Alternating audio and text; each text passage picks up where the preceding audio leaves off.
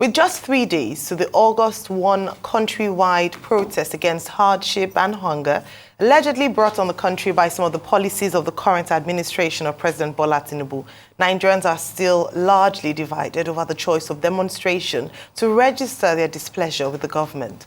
As the protest draws close, Kwara State Governor and Chairman of Nigeria Governors Forum, NGF, Abdulrahman Abdulrazak, Ogun State Governor Dakwa Abiodun, and the Deputy President of the Senate, Senator Barao Jibrin, have appealed to organizers of the protest to reconsider their decision and shelve the idea so that the fragile peace in the country would not be disrupted. But the presidential candidate of Labour Party in last year's general election, Peter Obi, threw his weight behind the protest. Inspector General of Police, IGP Kayode Egbetokun, has also explained why he asked all groups planning the protest to register and provide requisite information at their respective state police commands before embarking on the protest. The information, according to him, included proposed protest routes and assembling points, expected duration of the protest, names and contact details of protest leaders and organizers, measures to prevent hijacking by criminal elements, including key identifiers for possible isolation of potential troublemakers, among others. All right, Rufai, it's 3 days to the planned peaceful protest by Nigerians citing hardship, hunger, poverty levels in the land. And here we see a variety of views from different stakeholders. Your take on this story? No, obviously, we know what has happened. Some people do not support it, some support it. The truth is you might disagree, but let's look at what the Constitution says. There's a right to peaceful protest. We can't deny that. You have a right to be able to amplify your views. This current government protested a lot, not only the 2012 protest, up to when they were elected, and everything was a protest. In fact, we all remember that the former president did even threaten fire and brimstone. Let's not forget the narrative and the rhetoric. People protested. They protested in front of INEC, they protested everywhere. When things are hard, how do people get their voices out? They go on the streets. It is the duty of the government to make it peaceful. All of this rhetoric that it will be hijacked and everything, if it is hijacked, it is the failing of the government. Because let's go back to the Constitution again. Section 14, subsection 2. The protection of the citizen of the Federal Republic of Nigeria is the sole responsibility of the government. So please, government, for those that might be interested in protest, nothing must happen to them. It's not by asking for name and details and routes of what is it called. No. I don't feel the police should ask for that. Because also, based on the Supreme Court ruling, in the Buhari case, when Buhari went protesting there and he was harassed by the police, it was stated that you don't need to tell the police before you protest or get a permission from the police. Anywhere you see protest routes, ensure their safety and security. Pure and simple, let's not deceive ourselves. Those that are not interested in protest can stay out of it. But please do not disrupt those that want to protest. And we must not hear hoodlums are going to attack people. Because also Mr. Femi Falana made some very strong claims as regards how the hoodlums came out, how they went to first attack the youth in Alausa area. And they came out of cars belonging to people in authority. In fact, they were known political thugs. Till today, nothing was done as regards that. So let's be realistic. People have a right to protest. People have a right to ventilate. Just like this government, when they were in opposition, they protested a lot. And a lot of Nigerians supported them. Your things are so tough. Daily Trust was reporting yesterday that 100 tubers of yam is 1 million naira. You're in this country. 100 tubers of yam, 1 million naira. Yam that we used to say is easy to provide in this country. To today, yam has now become a luxury. They keep relating it to Kenya. We make a lot of false equivalents. What happened in Kenya is different. There had been a build-up. Late last year and into early this year, there had been the Odiga-led riot and protests in Kenya. Things were already heated up in Kenya. And the president did not manage it properly. President Tinubu, as an ex-member of the club of protesters, we expect that you will give protesters a chance. Let me read your words to you in 2013. Do not attack the protesting youths. They are protesting for their future. I didn't say that. You said that, President Tinubu. Let your words ring true again. All right. Okay, very quickly, what is established is as follows. Number one, that Nigerian youths, Nigerian stakeholders want to protest. And they have insisted that they have the right to protest. The constitutionality of that right to protest is covered under Section 39 of the 1999 Constitution, also under Section 40 of the Constitution. Section 39 talks about freedom of expression. You are free to express yourselves. Section 40 talks about the right of free association and assembly. So those are the two relevant parts of the Constitution in Nigeria. But the government is saying that those two rights, to the extent that no rights are absolute, do not grant you the freedom also to sabotage the state. What the state is complaining about is the possible hijack, the resort to violence or mayhem or chaos by the persons who want to protest. The number two issue that I see here is that the government is saying that the protest as proposed is leaderless. And I say, well, that's not exactly a correct position to take, because there are persons that have come forward, like the Take It Back movement, like the group that has approached Nyesom Wike, Minister of the FCT, that they would like to use the Eagle Square. He says he has not received any letter from them. So there are certain persons who have come forward. There is also Mr. Peter Obi, who has said, look, you can protest, but be peaceful about it. Do it within the ambit of the law.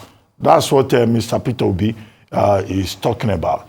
And then, of course, the third leg of it is that government is saying very clearly to people that through the Nigeria police, that you have to come and register, come and tell us your movement, the leaders of your movement. Well, with due respect, I don't think that, that's what the law says. The Inspector General of Police, IGP, Kade Gbetokun, and also some of the commands have been saying people should come and register. Now, the Nigerian government can hide under the Public Order Act, Chapter 352 of the Laws of the Federation of Nigeria, LFN. But you see, it's a subsidiary legislation. It does not override the Constitution. The Constitution says you can protest. The Constitution says you cannot impose violence. That much is very clear. The police saying that people who want to protest should come and register, no. I think that's beyond the pale of what the law says. Number 4, governors, former presidential candidates, concerned persons, Bishop Yohana of Niger State, traditional rulers, they have all called for calm. There's a consensus of opinion that, look, people should conduct themselves after the fashion of a gentleman. Bishop Yohana quoted Romans 13, verses 1 to 3. What Romans 13, verses 1 to 3 says is that you have to respect constituted authority. Many Nigerians will remember Governor Ajimobi, now of a blessed memory, who talked about respecting constituted authority. But the Nigerians who say they want to protest, they are not saying they don't respect constituted authority. They are not quoting Romans chapter 13 like the bishop. They are saying they are hungry. And that's another dimension to the narrative. They want the Nigerian government to address the hunger in the land. President Tinubu himself has said, well, he understands what they are saying. He is addressing the problem. But I keep making the point that the average Nigerian is a victim of rising expectations. People are hungry. When you are hungry, you are angry. Yorubas have a saying for it, that you can't be hungry and somebody is preaching to you. A hungry stomach does not understand the language of the pulpit. So this is where we have found ourselves 3 days to the day. The security agencies are all in unison in saying that they have a responsibility to protect the state. And they do have a responsibility to protect the state. I have not heard anybody saying that when they go out onto the streets, if they will, that they are going there to destroy infrastructure. They must know that if you introduce violence into the equation, we will not come here and defend you. The Nigerian government has made it clear. If you destroy, we they beat you. And if they begin to beat, nobody should think, if you are guilty of a felony, you are guilty of a felony. You can protest, very fine. The government says it's listening. The governors, the traditional rulers, they say they are calling for calm. But this is a country. There are many variations, there are many tendencies, but the citizen has a right. But the citizen also has a duty, also has responsibility. And that responsibility does not include destroying public infrastructure. I rest my case. All right, absolutely. All right, let me just say that, of course, there's a big difference between protests, peaceful protests, and riots.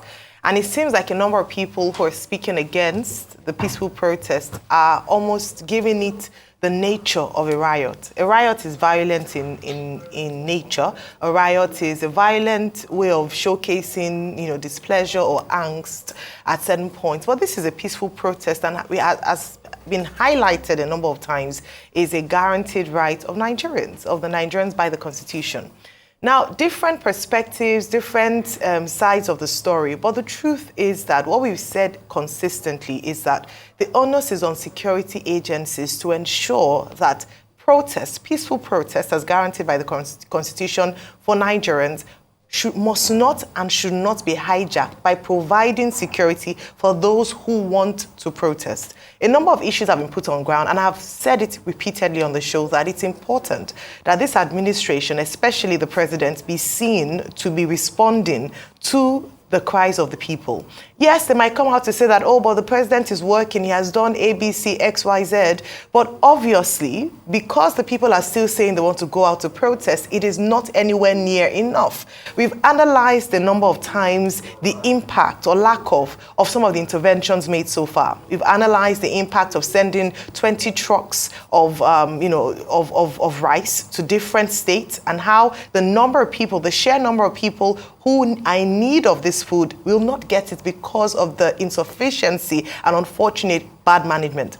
I've also talked about the responsibility of governments, especially subnationals, and said that beyond the president, when we look at the impact on the people, there are interventions that governors can make. And this was echoed in a very interesting manner at the convocation ceremony at Babcock University, where the governor of Ogun State, Governor Dapo Abiodun, was speaking as a guest. And he was talking about how, this protest was sponsored by frustrated politicians who didn't win and discouraging the students. And then one of the graduating students, had come out to say that actually, since the governors were present, 2 governors were present, it was important to highlight the fact that they were also responsible and accountable in terms of responding to the people, and that they must be seen as public servants.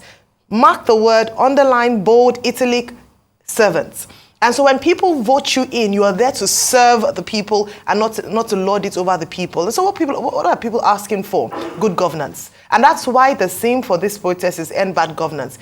The government must be seen, rather than spending so much money and energy on trying to discredit or continue to highlight the fact that it can get violent, why don't you spend that same energy and money to respond to the people and ensure that you're able to show and demonstrate, especially the young people who are saying that they are not happy with the current state of things, that you're serious and you're ready to do business. We've consistently called on a dialogue, a representation, even if it's just for the optics, at least demonstrates that you are listening, and listening by responding with demonstrations. Institute a committee of critical stakeholders, the young people who want to have their voices heard. This matter very largely is a case for, can you listen to us? Can you demonstrate that you're listening to us? The policies that you have introduced are painful on the people. Show us by working what's the long-term plan for the people, what the plan is.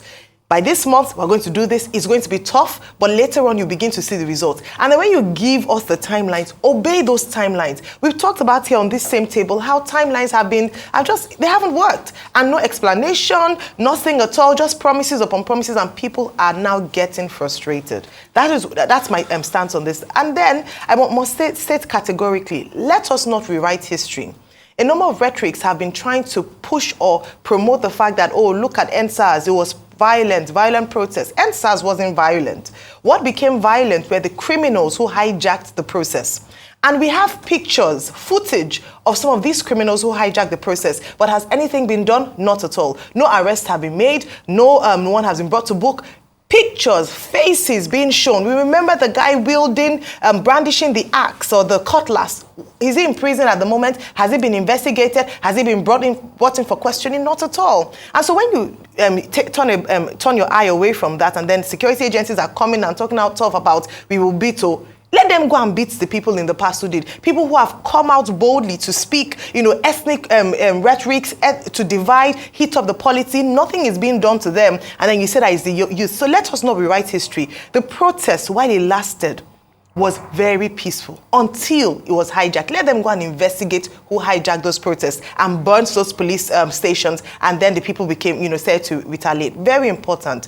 We've said it before, protest is not what people want. Truly, the average Nigerian just wants a nation that works, a government that is working and that is listening to the people and is truly doing what it's there to do, to serve the people.